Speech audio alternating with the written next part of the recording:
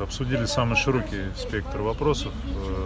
Единая Россия уже не первый месяц реализует гуманитарную миссию на территории Донецкой и Луганской народных республик.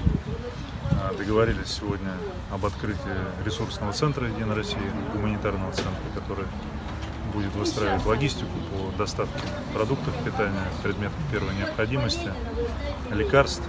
Обсудили приоритетные задачи на летний период. Безусловно, это и касается и народного хозяйства городского, это подготовка к осенне-зимнему периоду, это выстраивание логистики по отгрузке зерна, по отгрузке сельхозпродукции, чем всегда славилась Херсонская область.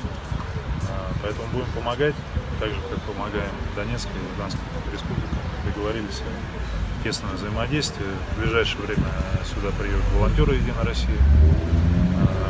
Городская власть определит место их размещения. Собственно говоря, там будет открыт этот логистический гуманитарный центр, а дальше уже гуманитарная помощь будет развозиться уже по населенным пунктам области.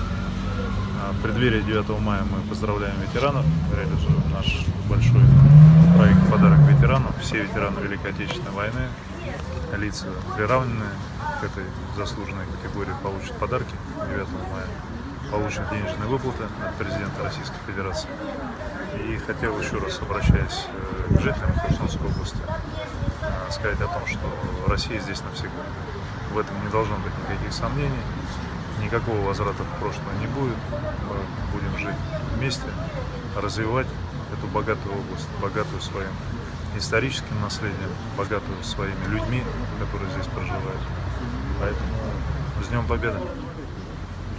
Есть какое-то понимание о статусе Херсонщины? Давайте забегать вперед не будем. В любом случае статус определяют жители. Поэтому сейчас самое главное решить вопрос той помощи, о которой я сказал, и нормально подготовиться к зиме, чтобы все коммунальные системы, вся инфраструктура городская работала как часовой механизм.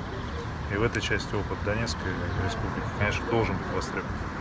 И опыт Республики Крым, безусловно, потому что они через это проходили. И у меня нет никаких сомнений, что Херсонская область и Херсон с этой задачей справится.